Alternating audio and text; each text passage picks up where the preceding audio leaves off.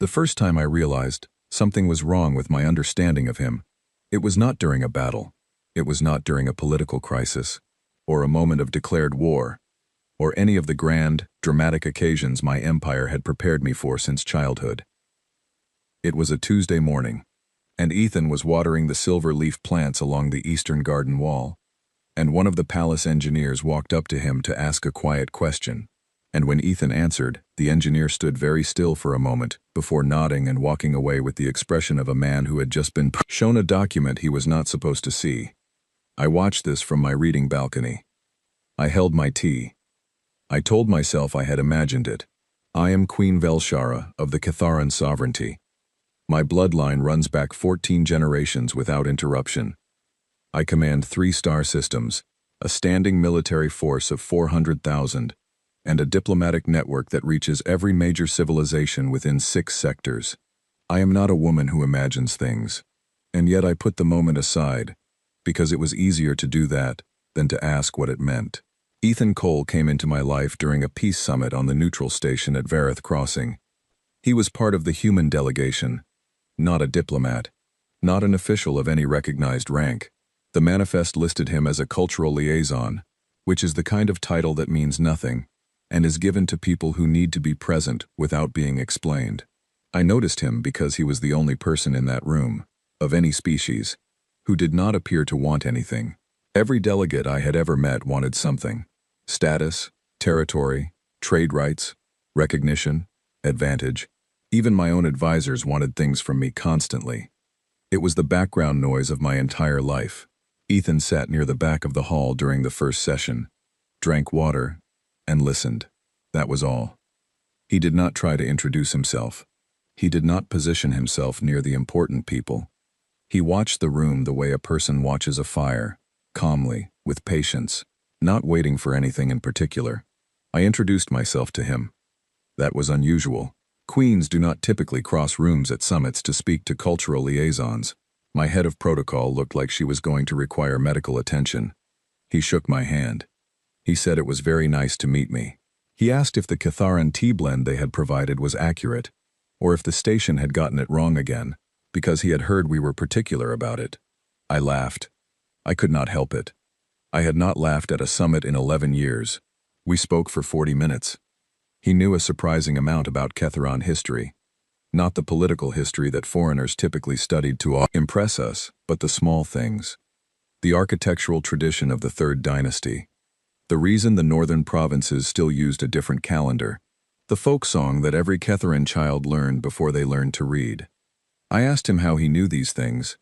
He said he found it interesting. That was the whole answer. He found it interesting. He had no agenda attached to the knowledge. He had simply learned it because it was worth knowing. I invited him to dinner. He accepted with no visible excitement and no visible calculation. He simply said yes, and asked what time. That was 18 months before we were married. He moved into the palace at Keth Prime with almost nothing. He brought 2 bags, a collection of paper books that he refused to digitize because he said the physical weight of them mattered to him, and a small metal tin of coffee that he treated with a seriousness that I found both baffling and deeply endearing. He did not bring weapons. He did not bring status symbols. He did not bring anything that suggested he understood that he had married the ruler of a 3-system sovereignty. My advisors were not certain what to do with him. He was polite to everyone. He learned the names of the palace staff within his first week. Not just the senior staff, but everyone. The groundskeepers, the kitchen workers, the night shift security rotation. He remembered small things about each of them, and asked about those things when he saw them. The head of my household, a woman named Orith who had served my family for 30 years, and was famously impossible to impress, told me after his 3rd week that he was the best-mannered person she had ever worked for. She said it like a warning. I did not understand why at the time. He settled into a routine with a speed that surprised me. He woke early. He tended the garden, which he had apparently taken over from the groundskeeping staff by simply beginning to do it one morning, and continuing until it became his responsibility by default. He read. He cooked, sometimes for the 2 of us, and sometimes for larger groups of staff, producing dishes from earth that he explained with great patience, and no expectation that anyone would necessarily enjoy them. He walked the palace grounds in the evenings, at a pace that was not exercise, so much as deliberate attention, as though he was memorizing the place carefully, making maps of it in his head. I assumed this was curiosity. He was, after all, living somewhere entirely new. It made sense that he would want to know the shape of it. I did not think about the fact that the way he walked those grounds was not the way a man explores a new home. It was the way a man learns a building. Quietly, methodically, noting every entrance and exit, every blind corner, every place where the light was poor and the sight lines were long. I did not think about that because I had decided, quite firmly and very happily, that Ethan Cole was a gentle, curious, wonderfully ordinary man. I had decided this because I needed it to be true. My life was full of sharp things. He was the one thing in it that was not, and I held on to that with both hands. In the evenings, we would sit together in the Western Library, and he would read his paper books while I worked through the endless documentation of governance, and occasionally one of us would say something, and the other would respond, and we would return to our respective silences. It was the most peaceful hour of my day. It was the hour I protected most carefully from interruption. He never asked me about military matters. He never offered opinions on diplomatic strategy, unless I asked directly. And when I did ask, he said useful, quiet things, and did not press to be credited with them. He never tried to expand his role. He never suggested that being my husband entitled him to power or access or influence. He gardened, he cooked, he read, he remembered everyone's name, and sometimes, when I was not paying close attention, I would catch him looking at something, a door, a corridor, the angle of a security post, with an expression that did not belong on the face I thought I knew. It was not a dangerous expression. It was a noticing expression, calm, precise, and very old. I always looked away before he caught me looking. I think, now, that he always knew I had been watching. I think he allowed me those moments of almost understanding, and gently kept me just shy of the thing I was almost seeing, because he loved me, and he had made a choice about the life he wanted, and he was not ready to lose it. I understand that now. Then, I simply told myself that the quiet in him was one of the things I loved, that some people carried their histories differently, that it was not my place to pull at threads when the fabric was so warm. I was right about all of that, as it happens. I was also completely wrong about almost everything else. The moment I remember most clearly from those early months is an evening in late autumn, when the silver leaf plants had turned the color of old copper, and the garden smelled of something sweet and cold. Ethan had made a dinner from earth, something with vegetables and grain and a sauce he spent most of the afternoon on, and we ate it outside on the lower terrace, because he said the temperature reminded him of a place called Vermont, which he described as a small region of his home country that was mostly trees and quiet, and people who left each other alone. I told him it sounded like a good place to be from. He said it was. He said he had not been back in a long time. I asked if he missed it. He thought about it for a moment in that way he had, where the thinking was real and not performed. Then he said that he missed the feeling of it more than the place itself. The sense that nothing outside the trees needed answering, that he could just be a person who existed without the rest of it pressing in. I asked what the rest of it was. He looked at me for a moment. His eyes were very calm. He said, "The things I used to do." And then he picked up his fork and asked me what I thought of the sauce. I told him the sauce was excellent. I let the rest of it go. That was the last quiet month we had. The summit at Varath Crossing had shifted a political balance I had not anticipated. The Doranic Empire, which had been stable and distant for nearly 2 decades, was moving. Slowly at first, and then with increasing purpose. My intelligence services began returning reports that were careful in their language, but alarming in their pattern. Doranic agents had been identified in 2 of my border systems. A trade dispute was manufactured and escalated. The posture was not subtle, and it was not designed to be. Someone wanted me to know I was being watched. Someone wanted me to feel it. I did not tell Ethan any of this, because it was classified, and because I did not want the look of that old, quiet something to come back into his eyes. I wanted to protect the evenings in the library. I wanted to protect the garden and the sauce and the paper books, and the man who remembered everyone's well. This name. I should have told him. Not for strategic reasons. I should have told him because he already knew. He had known before I did. He had been watching the same pattern from a different angle, with different tools, and had understood it a full 3 weeks before my intelligence chief brought it to my morning briefing. I found this out much later. At the time, he just kept watering the plants, and I kept believing, with everything I had, that this was simply who he was. The first formal sign that something was shifting came 6 weeks before the attack. An official from the Doranic delegation visited Keth Prime under the standard protocols of diplomatic exchange. His name was Envoy Callan, and he was exactly the kind of man who had spent his entire career being the most important person in every room he had ever entered. He had clearly never been in a room with Ethan before.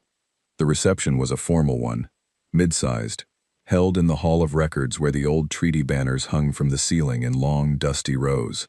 I was speaking with my trade minister when I noticed that Envoy Callan had moved toward Ethan, not to engage him as a person of interest, but to dismiss him, to establish, in the way that certain men do through posture and word choice, and the particular angle of their chin, that the human standing near the window with the glass of water was not worth accounting for. I began to move toward them. I could hear the edge in Callan's voice from across the room. Ethan looked at him with no particular expression. And then he said something. 4 or 5 words very quietly. I was not close enough to hear them. Callan's chin came down. The color shifted in his face. He took one step back, which was involuntary. I could see that it was involuntary. And then he made a very precise excuse and walked away, and did not return to that part of the room for the remainder of the evening. 3 of my senior security advisors, who had been spread across the room doing their jobs, all found reasons within the next 90 seconds to position themselves within 10 feet of my husband. Ethan looked out the window. He sipped his water. He said nothing to me about it when I reached him, other than to ask if I had tried the small pastries near the east table, because the kitchen had done something very good with the seasoning, and he wanted to make sure I had noticed. I ate a pastry. I told him it was good. I did not ask what he had said to Callan. I was afraid of the answer, and I was not ready to be afraid of my husband, so I chose the pastry instead. That night, lying awake in the dark while Ethan slept beside me with the complete stillness of a man who had learned to rest in difficult places, I stared at the ceiling and thought about the engineer in the garden. I thought about the security advisors moving through the crowd. I thought about the color leaving Callan's face. I thought about Vermont and trees and the rest of it. I did not sleep for a long time. And then, because I am who I am, I decided in the morning that I would simply love him and not pull at the threads, and that whatever lived in him from before was his to carry, and that the quiet life we had built together was real even if I did not understand all of it. I held that decision for exactly 6 more weeks. Then everything came apart, all at once, in the hall of the long table, and I stopped being able to pretend that I did not know I had married someone extraordinary. I found out that night what the rest of it was. The reception had been running for 2 hours when the lights went out. Not a power failure, a cut. Clean, simultaneous, and across every note in the hall. The kind of cut that requires people who know exactly where to cut. In the first second of darkness, I heard the sound of the main doors being sealed. In the second second, I heard the sound of my Royal Guard responding at the perimeter. In the third second, I heard the sound of my Royal Guard stopping responding. 37 trained soldiers, and they stopped in the third second. Someone had come prepared. I reached for Ethan's arm in the dark. My hand found empty air. He was already moving. I could not see him. The hall was completely black except for the thin lines of emergency light at the floor level, which gave just enough illumination to show shapes but not details. I could see the shapes of the attackers moving inward from the sealed doors. I could count at least 9 of them. They were fast and they were organized, and they moved in the way that people move when they have done this kind of thing before. And then there was a different shape moving, and it was not moving toward the exits. It was moving toward them. What followed lasted 4 minutes and 20 seconds. I know this because I counted, or tried to, pressing myself against the pillar at the back of the hall the way Ethan had directed me to in the single quiet second he'd had before he went forward. He had not told me to hide. He had not told me to run. He had simply put one hand on my shoulder, applied the gentlest possible pressure toward the pillar, and said, "Stay here, please." in the same tone he used when asking me not to move the paper books off the left shelf because he kept them in a specific order. Then he went into the dark. I cannot describe everything I heard in those 4 minutes and 20 seconds, because some of it I still do not have words for. I can say that it was not what I expected. There was no shouting. There was very little noise at all, which was somehow worse than noise would have been. There was movement, and sometimes a sound that was brief and final, and the quality of the darkness in the hall kept changing as the shapes within it changed. And by the time the backup power came on in a pale, flickering emergency wash of light, the 9 attackers were on the floor of the hall of the long table, and they were not going to be getting up, and Ethan was standing in the center of the room. He was not out of breath. His dinner jacket was torn at the left shoulder. He had a cut along his jaw that was bleeding slowly, and did not appear to concern him. He looked around the room once, methodically, checking corners and exits with the patient thoroughness of a man who was making certain the space was clear. Then he looked at me. He walked to where I was standing against the pillar. He asked if I was hurt. My voice, when I found it, was not entirely steady. I told him I was not hurt. He nodded. He looked at the cut on his jaw as though noticing it for the first time, touched it lightly with 2 fingers, and seemed to conclude it was not a problem worth addressing immediately. Then he looked at the hall around us, at the people still frozen in various stages of sheltering, at my advisors beginning to emerge from cover, at the sealed doors that his own hands had apparently already unsealed at some point during those 4 minutes without me noticing, and he said, very quietly, "We should get you to the secure floor. Not I should get you. We should get you." As though it was still the 2 of us, navigating something together. As though he had not just done what he had just done. I looked at him for a long moment. My hands were shaking. His were not. I said, "Ethan." He looked at me. I said, "Who are you?" He was quiet for a moment, not because he did not know the answer. Because he was deciding, I think, which version of the answer was the right one to give me. And in that pause, in the pale flicker of the emergency lights with the hall silent around us, I saw his face without any of the layers he usually kept over it, and what I saw was not frightening. It was very tired. It was the face of a man who had carried something heavy for a very long time, and had hoped, genuinely and completely, that he was done carrying it. He said my name before I came here was not a name. It was a designation. I spent 14 years doing things that I am not permitted to describe even now, for a program that does not have a public name, serving interests that were never acknowledged in any official capacity. I left because I wanted to leave, and leaving was the hardest thing I have ever done, because programs like the one I served do not typically allow for clean exits. He paused. He said, "I met you, and you were the best reason I had ever found to stay gone." I could not speak. He said, "I am deeply sorry about the hall. Orith is going to need the full cleaning team in the morning." Somewhere behind me, I heard my head of security make a sound that was not quite a laugh, and not quite something else.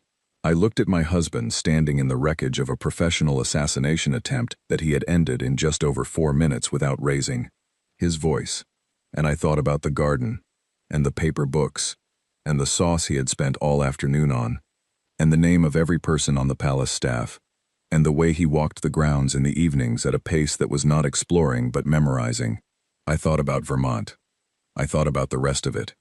In the days that followed, 3 things happened that I did not expect, and that my advisors could not fully prepare me for. The first was the silence. Not in the palace was not silent. The palace was the opposite of silent. It was full of security reviews, and intelligence briefings, and urgent communications from allied governments who had received word of the attack, and wanted to know the status of the Catharan sovereignty, and whether a formal state of conflict had been declared. My days were long and full of voices, and I moved through them with the practiced composure that my position required, and I handled each one. The silence, I mean, was from the Doranic Empire. They sent no communication, no denial of involvement, no counter-accusation, no diplomatic maneuvering of any kind. They simply went quiet, in the way that a very large and powerful entity goes quiet when it realizes it has made a miscalculation and needs time to understand how badly.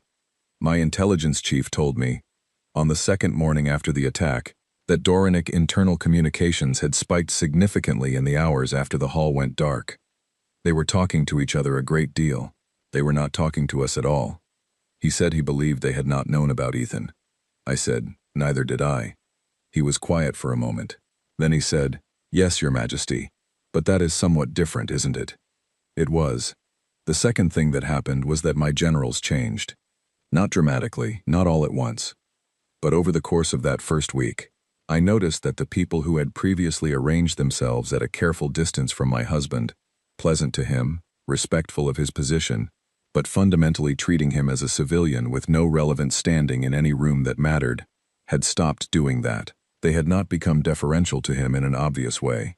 It was quieter than that. They simply began including him. A briefing room that he had never been invited into was suddenly a briefing room where someone remembered to leave a chair. He did not appear to notice. Or if he noticed, he did not show it. He went back to the garden on the third morning after the attack. The silver-leaf plants needed attention. He gave them attention. He moved between them in the pale morning light with the same patience he brought to everything, and I watched him from the same reading balcony where I had watched the engineer walk away with the wrong expression. 8 months earlier, my head of personal security, a woman named Captain Drea, came to stand beside me.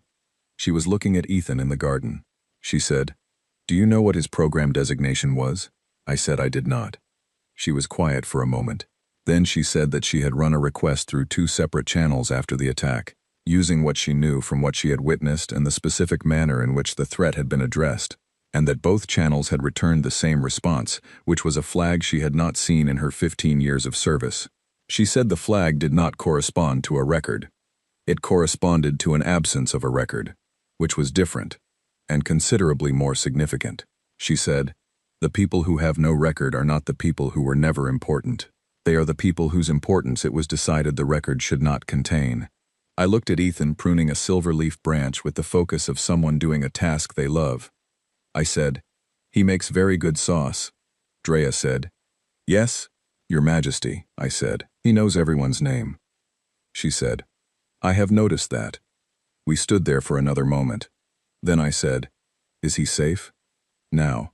I mean, from his former program, they said those exits were not clean." Drea was quiet for a beat too long, and in that beat I understood that she had already looked into this, and that the answer was more complicated than a simple yes, and that the reason it was more complicated was not because Ethan was in danger from his former handlers. It was because his former handlers were almost certainly aware of where he was and who he had married, and had concluded that the situation was acceptable to them for reasons she did not fully understand yet. She said, "I believe he is safe. I believe the parties who might once have been concerned about his exit have reassessed their position." I said, "Because of me? Because of who he married?" She said, "Partly." Then she said, "And partly because of what happened in the hall. There are people in certain positions who needed to be reminded of what he is capable of. I think the attack provided that reminder whether he intended it to or not." I thought about that for a long time. He had come here, to my world, to my palace, to my garden, wanting quiet, wanting the trees and the sauce and the paper books, and the people whose names he could learn and the sun, evenings in the library and a woman he had decided was worth staying gone for, and the world he had left behind had sent 9 trained professionals into a darkened hall to test whether the quiet had made him soft. It had received its answer. The third thing that happened was the hardest. It happened on the 7th evening, when the briefings were finally done, and the security reviews were filed, and the Doranic ambassador had packed his things and departed without ceremony, and the palace was as close to still as it had been since before the attack. Ethan was in the library. He was reading one of his paper books, sitting in his usual chair, and the lamp beside him was making the same warm circle it always made, and he looked, from the doorway, exactly like himself. I sat down across from him. He put the book down without being asked. I had spent 7 days composing what I wanted to say to him. I had revised it mentally through every briefing and every sleepless hour and every morning of watching him in the garden as though nothing fundamental had shifted between us. What I actually said was, "Why didn't you tell me?" He was quiet for a moment. Then he said, "Because I wanted you to know me first." The person I chose to be, not the person I used to be. I said, and if there had been no attack, would you ever have told me? He thought about this carefully, which I appreciated, because he did not say yes immediately, in the reflexive way people say yes to questions they want to avoid answering honestly. He said, I think I would have. Eventually. Because I think you deserve to know. And because I think I was moving toward trusting you with it. But I was not there yet. I was still. He paused. He said, I was still learning what it felt like to just be this. Here. With you. Without the rest of it. I said, and now the rest of it is here. He said, yes. I said, are you all right? He looked at me carefully, as though the question had surprised him, as though he had not expected it to be the question I asked. He said, I don't know yet. I think so. I am very glad you are not hurt. I said, you knew they were coming, didn't you? Before the night of the attack. He said, I had indicators. I was not certain, I said, but you were watching. All those evenings in the garden, he said. I was watching. I said, the walks around the grounds, learning the building. He did not say anything. He did not need to. I sat with that for a while. The lamp made its warm circle. Outside, the silver leaf plants were copper dark in the night.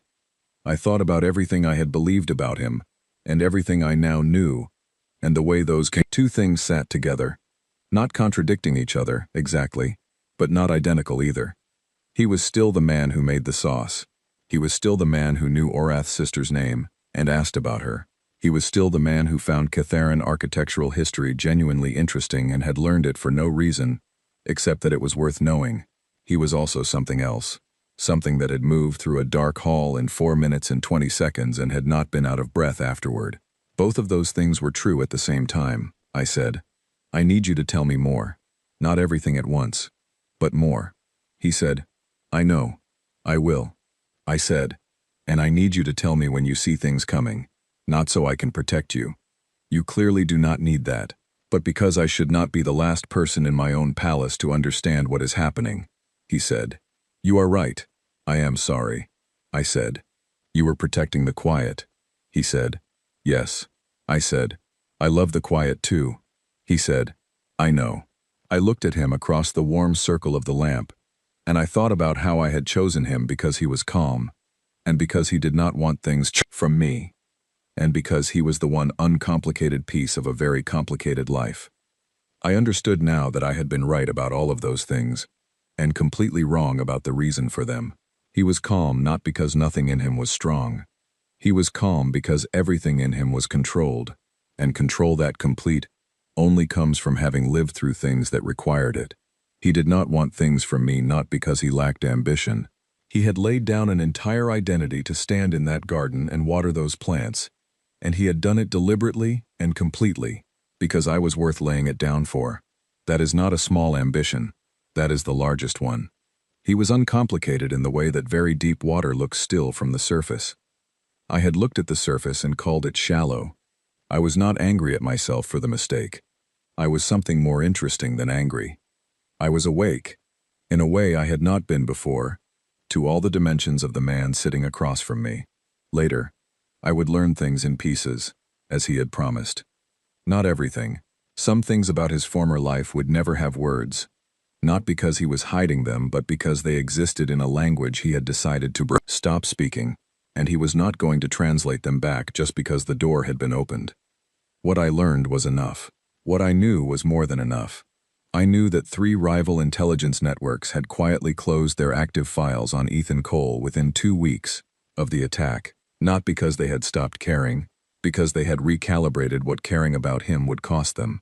I knew that my own generals had begun routing certain threat assessments through him on an informal basis, and that his responses were brief and specific, and that not one of them had yet been wrong. I knew that the Duranic ambassador, before he left, had sent a private message to his home government that my signals office intercepted and decoded, and that the message said, in essence, that the Catharan Queen's human husband was not what they had assumed, and that the operative question was not whether the sovereignty could be pressured, but whether being on the wrong side of this particular household was a position any rational empire should choose to occupy. I knew that Orath, my head of household, who had served my family for 30 years and was famously impossible to impress, had told the kitchen staff the week after the attack that they should make sure Ethan's morning coffee was ready before he came down, because he was the kind of person who deserved to find things already done for him. And I knew. This one I had known the longest, even when I was telling myself I did not know it, that on the evenings when we sat together in the library, and the lamp made its circle, and he read his paper books, and I worked through the documentation of Empire, the quiet between us was not the quiet of two people existing in parallel. It was the quiet of two people who had each, in their very different ways, given up something significant in order to be in that room together. He had given up the only identity he had ever been trained to carry, and he had done it without being asked, and without expectation of credit, and he had built something new in its place with the same thoroughness he brought to everything else. I had given up the idea that the people closest to me should be legible to me completely. That love required full disclosure as a condition of being real. What he had shown me, in the end, was that some people are most fully themselves in the quiet choices. In the sauce and the garden and the remembered names. Those things were not a cover. They were the truth of him. The other part, the part that moved through the dark with terrible precision, that was also true. But it was not more true. He was both. He had always been both. I had just been too comfortable with one half of him to look for the other. On the morning after our conversation in the library, I came down earlier than usual. The kitchen had Ethan's coffee ready, as Orith had instructed. He was already in the garden, moving between the silver-leaf plants in the early light, checking each one with the attention of someone who genuinely cared whether they were well. I carried his coffee out to him. He looked up when he heard me coming. He looked at the coffee, and then at me with an expression that was simple and quiet and did not need to be anything else. I handed him the cup. He said, "You're up early." I said, "I wanted to see the garden." He looked at the plants around us. He said, "The one on the far left is doing better. I was worried about it last week." I looked at the plant on the far left. "It did look better," I said. "I'm glad." We stood there in the early morning light, in the garden he had made his own in a palace that was mine, on a world very far from Vermont, and the quiet between us was the truest thing I have known in my life as queen. I did not fully understand him. I accepted that now. Some of what he was would always exist in registers I did not have the language for, and some of what he had done would never be spoken aloud, and there were rooms in him that he had closed and locked with the full intention of leaving them that way. But he was here. He had chosen to be here. He had laid down everything that had once defined him, and picked up a watering can and a coffee tin and a collection of paper books, and he had done it because this was what he wanted his life to be. I thought that was the bravest thing I had ever seen. I still think so. Later that morning, my intelligence chief arrived with 3 new reports, and an expression that suggested the reports were not simple. He asked if I was ready for the briefing. I said yes. "And bring Ethan." My intelligence chief paused for half a second. Then he said, "Of course. Your Majesty." I finished my coffee. The plant on the far left was doing better. That was enough to start.